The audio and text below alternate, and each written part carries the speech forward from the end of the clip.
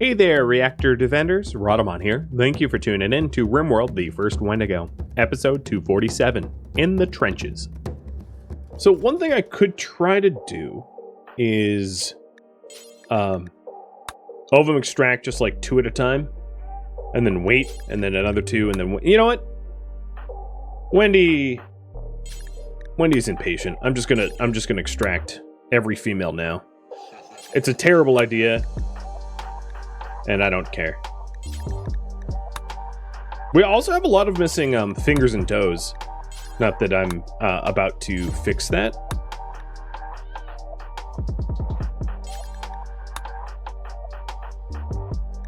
Oh. She is an ovum. Oh, wow. She came in as a Lucy addict. Okay. Does that mean you have Luciferium on you? You have 2? So what, you only have a 12-day plan, and after 12 days you were just gonna die, or 18 days or whatever. Oh, Yakish, yakety yak. So it's a scattered everywhere. Going back into war mode.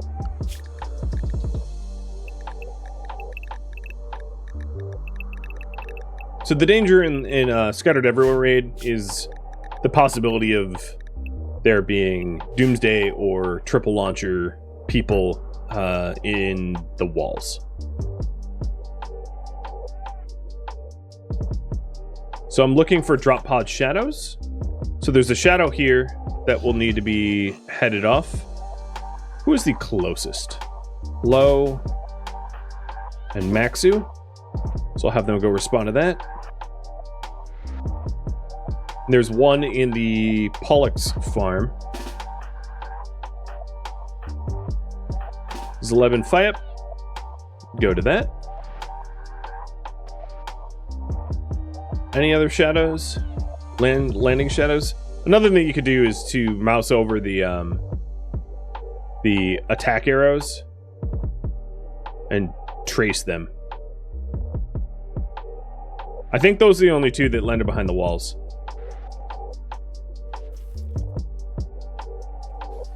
I believe. Which is pretty limited damage for a Scattered Everywhere. They really didn't scatter near me, which is good.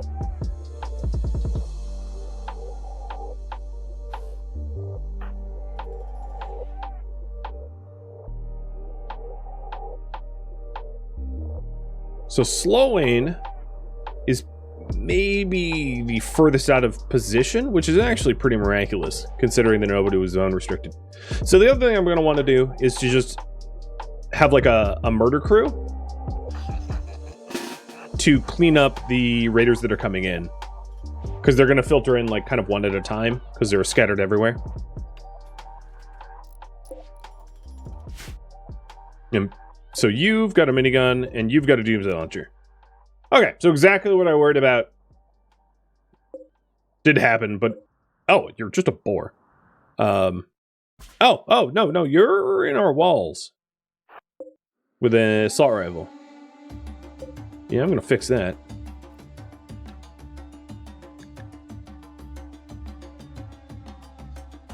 Didn't see that shadow in time.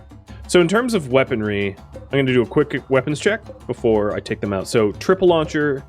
So 2 triple launchers east, frag grenades. They're mostly grenadiers. Almost doomsday launcher. Almost ever. What the hell is this raid? This raid is just nutty. So in terms of equipment, no, it's just the ones I checked. Doom, triple, frag, doom, frag, Molotov, triple, frag, minigun, Molotov, minigun, triple, doom, frag, Molotov, minigun. Everyone has like, either it explodes or fires a lot of bullets. It's a breach raid? No, it's a Scattered Everywhere. Scattered Everywhere raids are never breach. Breach raids are only edge walk-in by design. But it's just a really strange... I think what it is, if you were to ask me, how many Doomsday Launchers there are? Total, there's 1, 2, 3 total Doomsday Launchers and 3 total triple launchers.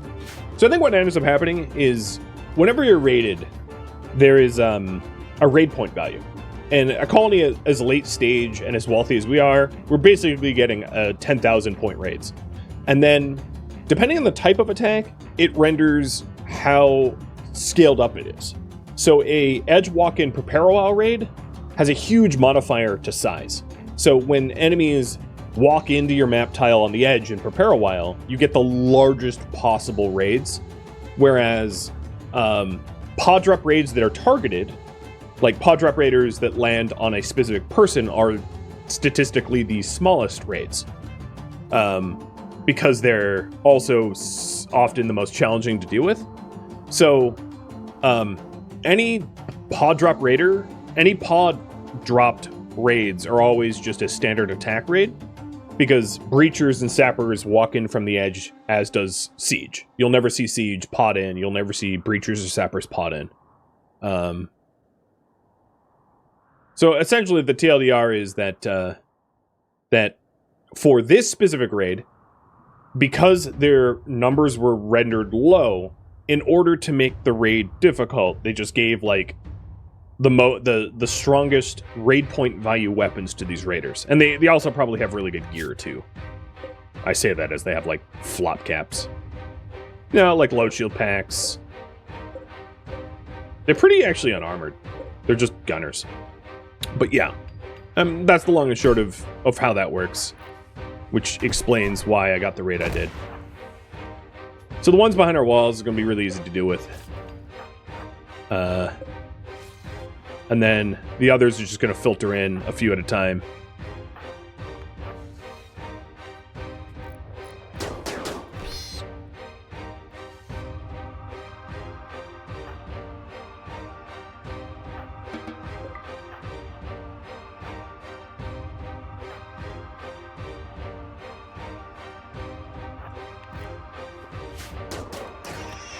And the only thing I have to make sure to calculate is line of sight issues for the ones that have super high damaging weaponry.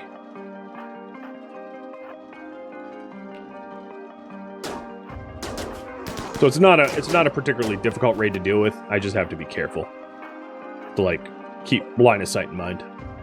Oh, Wendy, what are you fleeing from? How about you haul that doomsday launcher?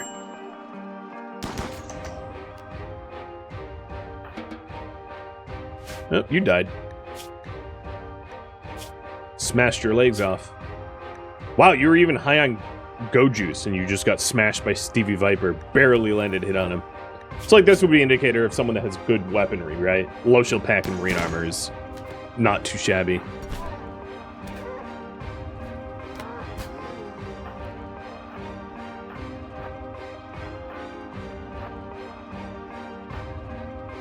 Wendy probably wants to be in part of this, though, so that she can re-up her kill someone. So go have a snack out there. The other thing to make sure that I do not do is to be a valid target for the doomsday launchers. Because I don't want these guys to doomsday launch my defenses. That would be bad. Remember to rest Bonnie? Yarp. I will. In just a sec.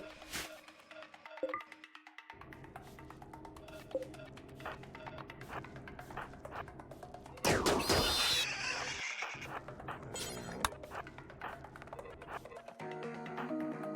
so Wendy 8.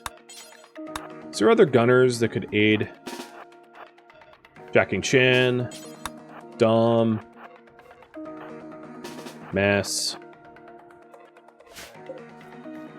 because some of this group is kind of grouped up, but I can always use Berserks. So if I wanted to gene split, right now I'm doing other genes. Bonbon, I'm gonna have you.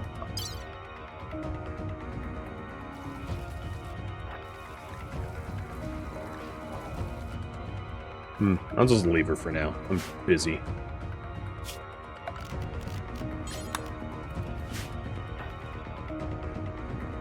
I'll have Tordek deal with you.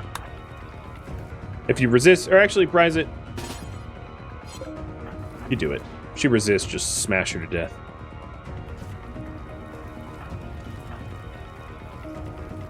Oh, another raid? Yep.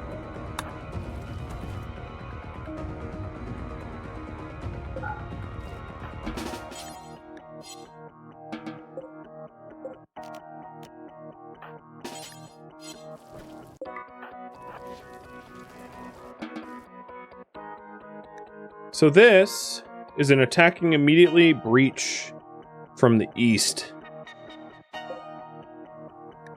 of Kikix.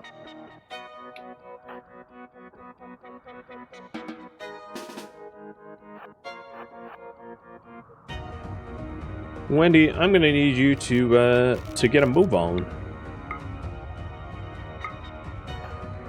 Unfortunately, you're not gonna be part of this fight.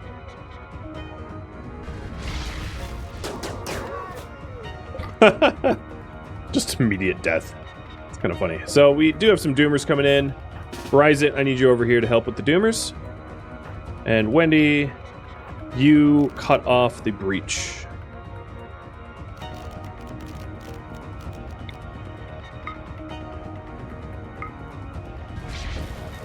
Don't fire at will.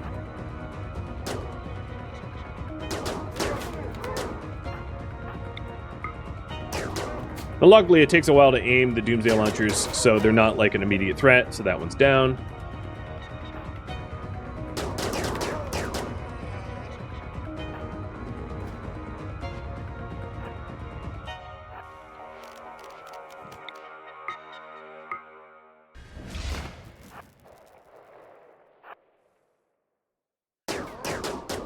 Triple. Also down. Here's another Doom.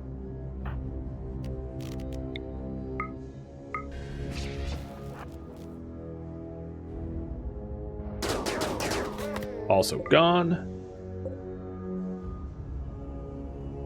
Yeah, as you might have noticed, if you deal with the enemies that land inside your base for scattered everywhere, the raid itself is pretty weak because they filter in roughly one at a time, depending on where they deploy, and that's just so easy to deal with.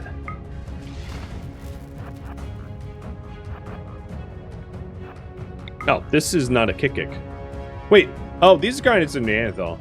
For some reason, I thought they were impids. Kikik sounds impidish, but that would be clads, or theons, whatever. Clade of theons. Well, in that case, let's go ahead and call a trooper squad and a Jan squad as just like a way to slow them down.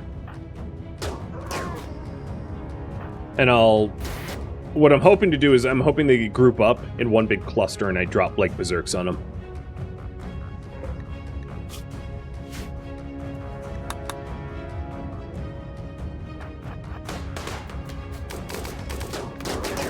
They're just breaking down my mining box.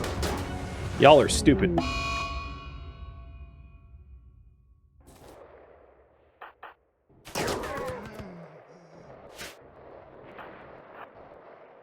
Alright, so next big danger here is this triple. And this triple. They'll probably flee before they even get to the walls. I'm allowing Wendy to fire at will.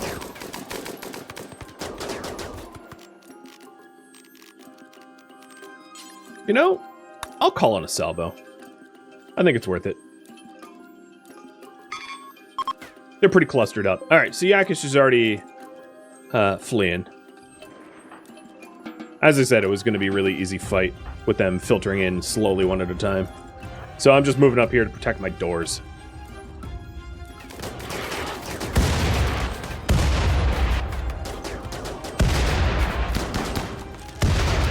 Pretty effective.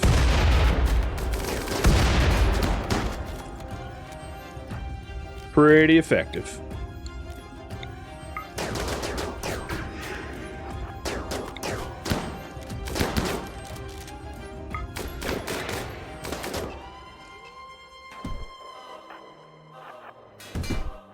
get the triple.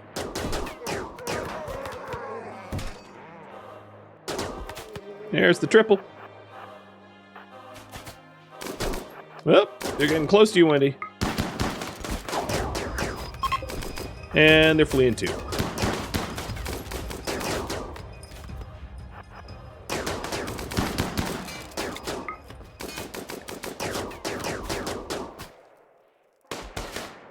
Having not destroyed anything of consequence.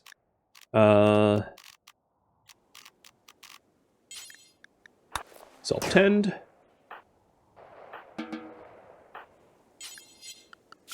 And lift zone restrictions. I need to haul this body out from the door so I can replace the door. Ooh, free beer.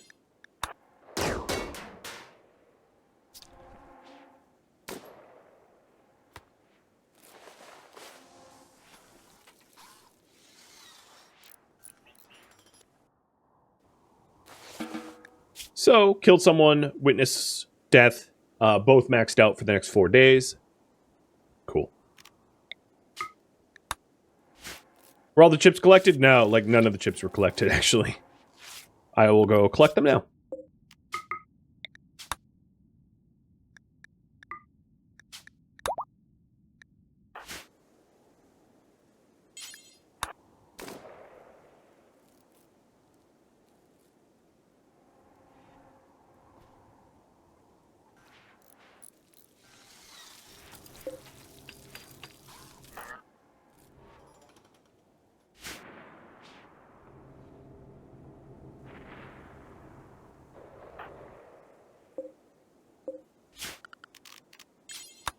Kind of hard to spot in this mess now.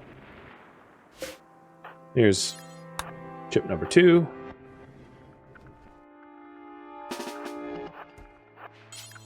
Three, 4, 5, 6. How am I living? I'm living pretty good. You binged tons of my videos? Well, thanks for watching. I appreciate it. The meta on YouTube is definitely not long series, and I have been, like month after month, progressively more penalized for making long-form content. So for those that binge long-form content like this, I really appreciate it, because it keeps me in business.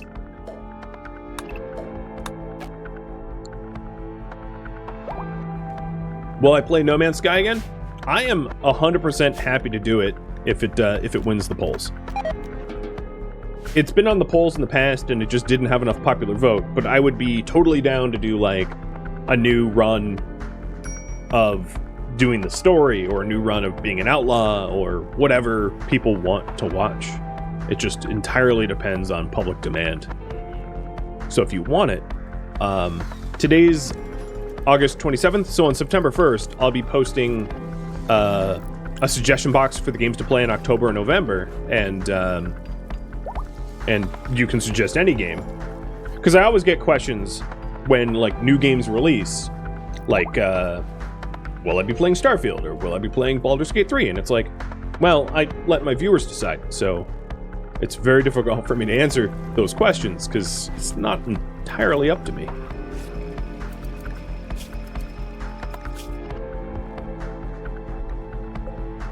So 2 of the things that I needed to do from those War Queen chips were control sublink high. I'm just gonna have Wendy whip those up herself.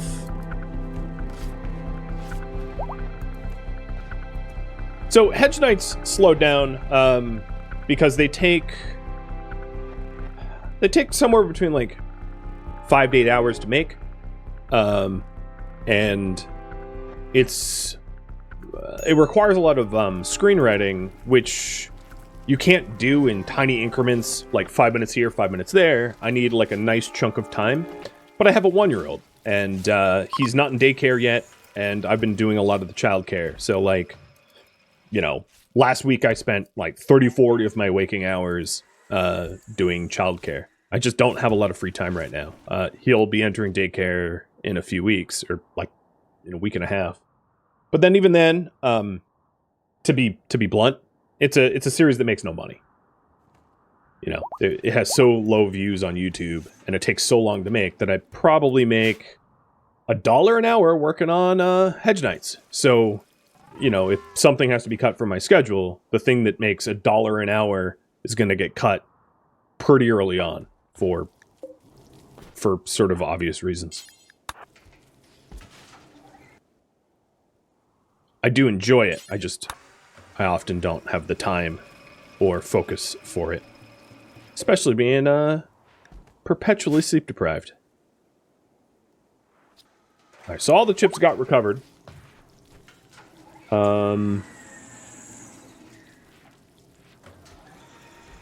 Do I really have 6 signal chips? Oh my god. And then I have 1 nanostructure chip. I have nothing to do with those 6 signal... Like, I have no way to use them. I haven't forgotten about Bonnie, but they're sad wandering. So if there was a gene I wanted to split,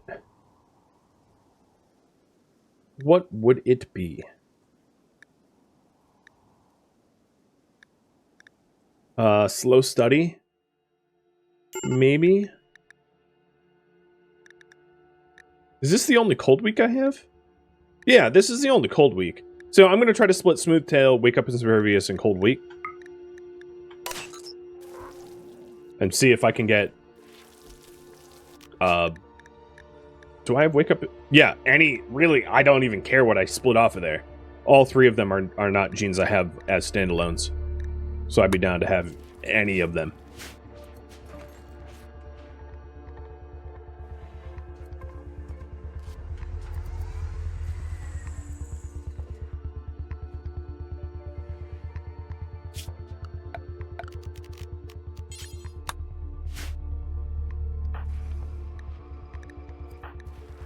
Why do you need a meditation spot?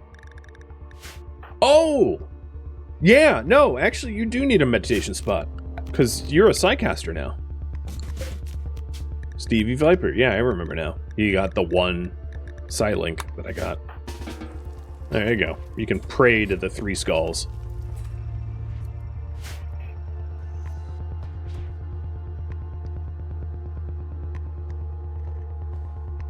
Yeah, if you're wondering, I made an announcement about Hedge Knights on my website maybe 3 weeks ago. That all of its scheduling is tentative, but not guaranteed.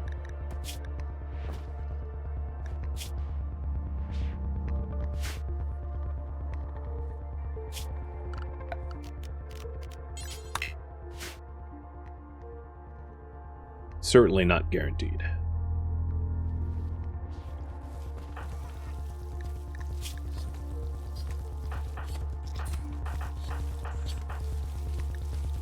There's a few colonists that I missed for egg extraction. Maybe just Dom.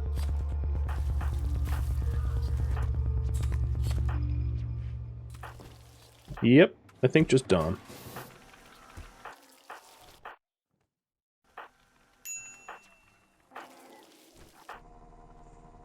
Okay.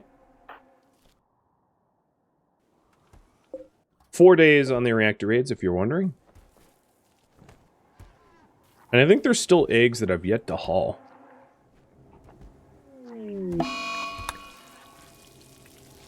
Is this an actual 8? Yeah, it is. Cool. That's an actual 7. And these are all 7 flawed.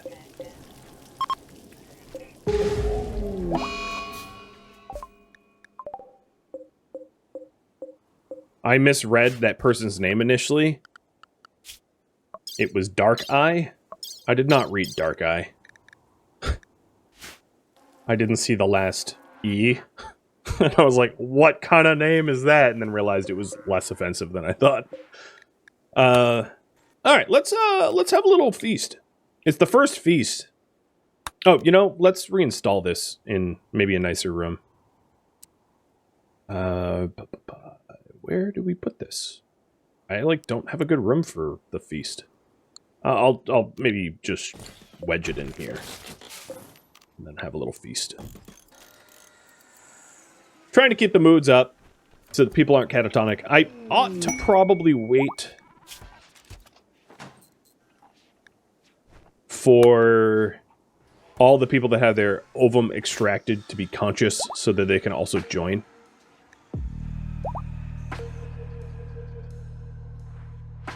I forgot to put tack back in the vat. Yes. Tacos need to go back in.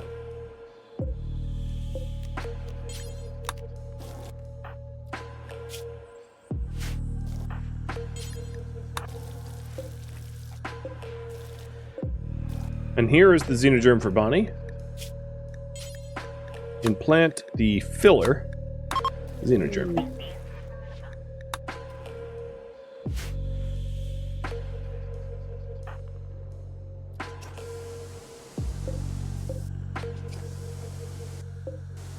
It's probably not a very wise idea to have all these, like, super highly explosive weapons sitting around, considering this place gets nuked often. I'll toggle a haul so that it doesn't get exploded. But yeah, this is a pretty good feast room. It's impressive enough.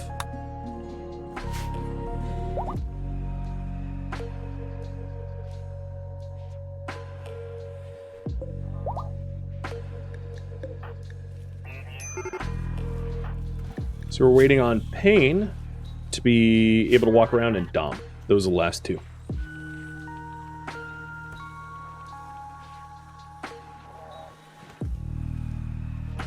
If so, Sir Hans, if you want, I have some videos on YouTube that explains many of the game mechanics that were introduced in each subsequent patch. So I have one about biotech, I have one about ideology, and I have one about royalty, sort of. The one about royalty is more about slavery and royalty. But regardless, I do have a tutorial series on YouTube that sort of fills people in about what each DLC is. Alternatively, you could just play RimWorld 1.4 without the DLCs and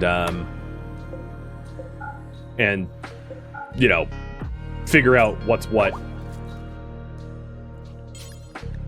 And then add the DLCs in one at a time.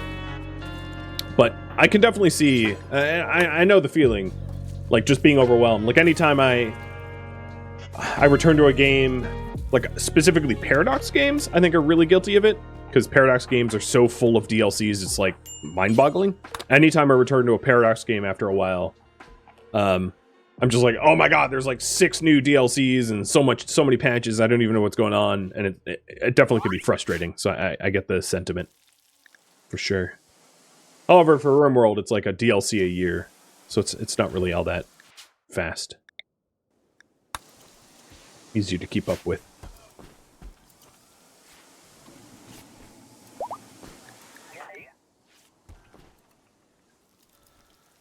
So just waiting on Dom and Pain.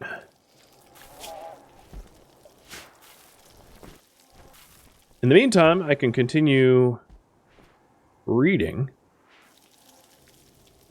I thought we had another To Behold 8 egg. Have I tried CDDA? Not for like a decade. No. Functionally, no. I have like technically played it before, but I haven't in like an unbelievable amount of time.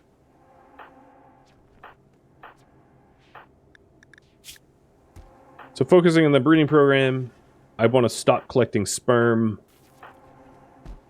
because I think we have a fine stockpile of it at this point. Oh, wow. Steph was never farmed for ovum. That sounds like a mistake. Especially considering you're an 8. Also, you have the wrong Xenogerm. You have the baby Xenogerm. I really screwed up with you badly.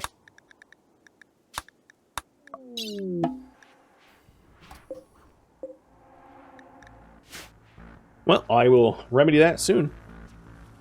Oops.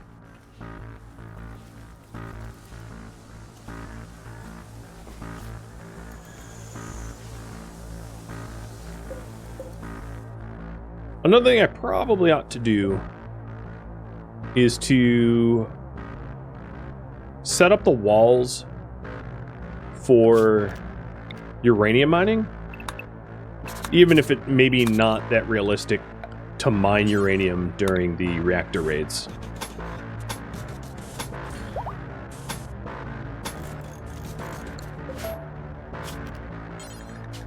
But just get the structure intact and in place for the Vanometrics once the Vanometrics are up. Everybody's on their feet. It's time for the first feast.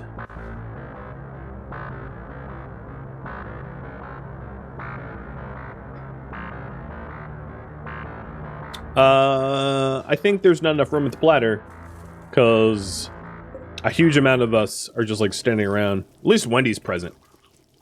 I think the platter only is good for like 12 or something. I remember this being an issue the last time I did a Cannibal Feast, but it doesn't really matter. The people that are present are going to be benefited.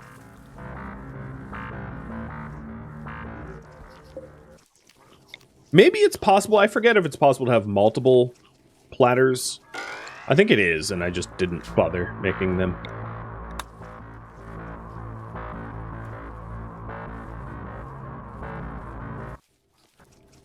Well, the early bird gets the pork.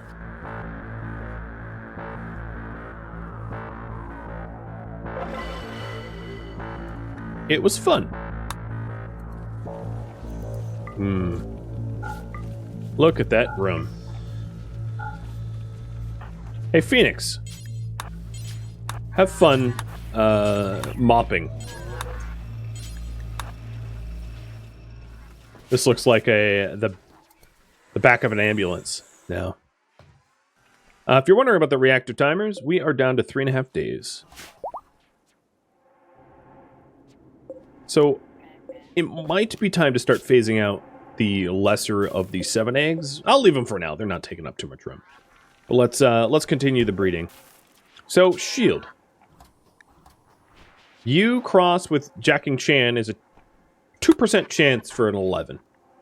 I like my odds.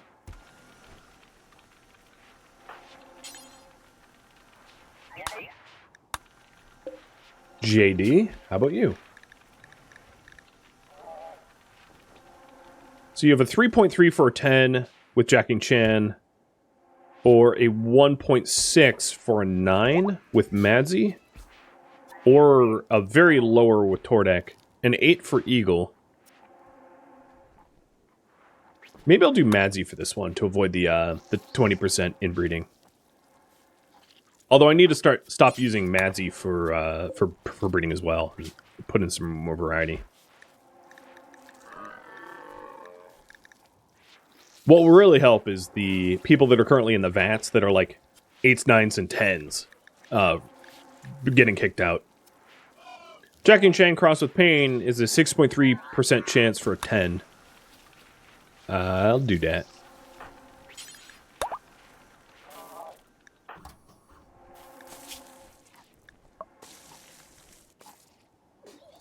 And now Steph is a prisoner. At least she has the prisoner joy wire. I didn't mess that up, at least. I just messed up the fact that she had the wrong gene implant and also wasn't being farmed for ovum.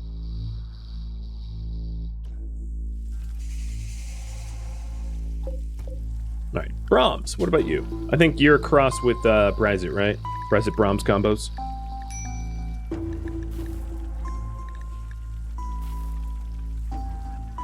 Brazit Brahms has a 0.03 chance for a 10, but yeah, I'll take it. There's no inbreeding chance of that. So here's the result. It's another 8 and another 10. How did I get a 10? Damn. Wasn't it like a point? Wasn't it a fraction chance of a 10 of that combination? Pain, Yttakin Chan?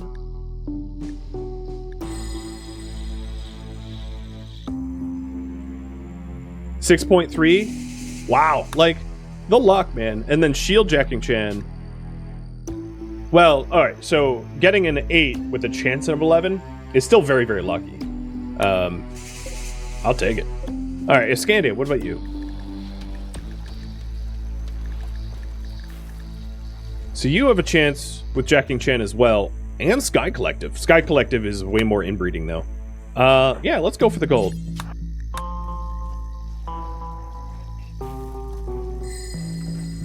It's gonna be like inbred 1. It's a 7. It's worth keeping. Phoenix. You could also be crossed with Jacking Chan, but the inbreed risk is really too high. So I'm going to do Madsen instead.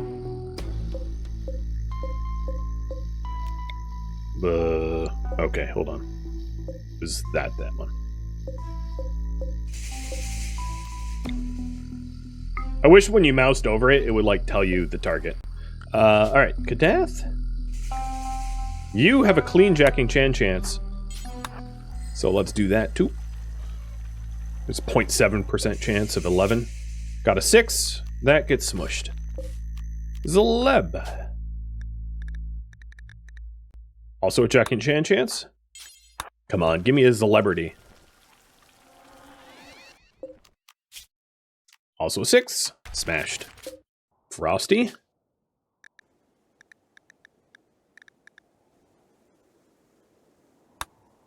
Alright, Chan, you're just going to be overrepresented in this genetic wave. I'm okay with that. 7, we'll keep it. Melkrich. Cross with Brizit. Owlbear. Cross with Chan. 3% chance for a 10. It's a 7, that's okay. Plex. Plex, you are very high inbreeding with Jacking Chan, so we're not doing that. We'll do Madsy. Steph.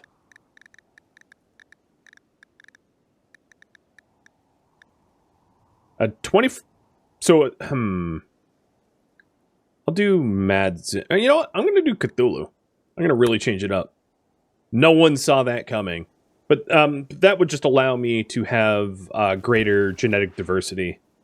Which... I don't know if it's going to be important, right? It, like, is so random and left to chance. It's hard to tell. But, alright, but here's the... Where's the Brizits? So Brahms Brizit is 7, and then the other Brahms Brizit is a 6. I'll destroy the 6.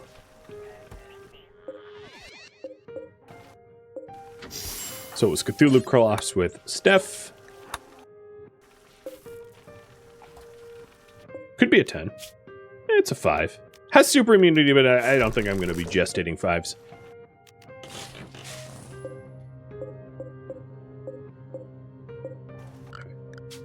Just a few left. It's a lot faster now, isn't it? Jacking Chan, 20% chance inbreeding. Madsy is a 9. Alright, I'll do Chan. We'll risk it. Where'd he go? He knows... He's trying to sneak off. He's, The flesh is weak and spongy. And then, what did we say about Plex? I forget. Plex was a Madsy cross. But Madsy seems to... Oh, no, Madsy hasn't woken up. Are Chan and Plex siblings? I'll take a quick look. Mother-son relationship, hence the 80% chance of inbreeding.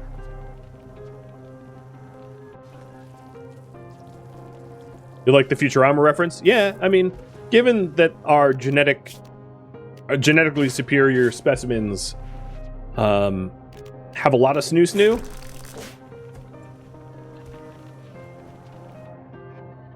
indeed. So there's no free pods opened up, but we do have a 10 in this mix, and an 8. So the 10 and the 8 will probably be used sooner than later. Oh, Tangier.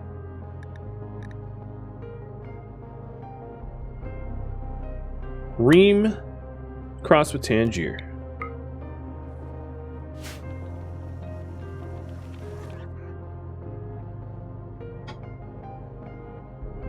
And then there's eggs that haven't been hauled as well.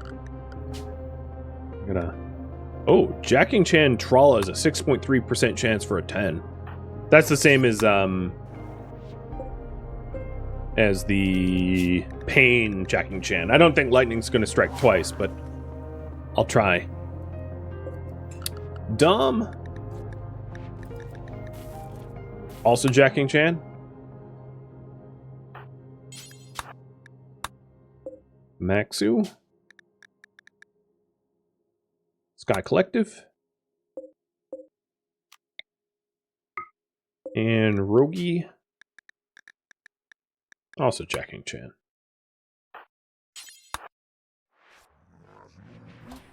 And I believe, outside, other than Kadath, that is all the eggs. Or, not Kadath, Kath. So if you're wondering, Kath is a baseliner, right? So Kath crossed with Jacking Chan has a 0.03 chance for Jacking Chan to pass on every desired gene to be passed on. Meaning, like, once you have a 10, there's really no point in trying to combine it with baseliners. But I'll do it anyway to prove a point. Because on average, I'm just going to get 5s from that, combination. Because each gene has roughly a 50-50 chance of being passed on. I think it's like a 52-48 or something like that, but let's call it 50-50. So if you have 10 genes and you're combining it with 0, your chance of getting a useful combination is pretty low. 8 with 2 flaws? It doesn't have super immunity, so I think I'm going to trash it.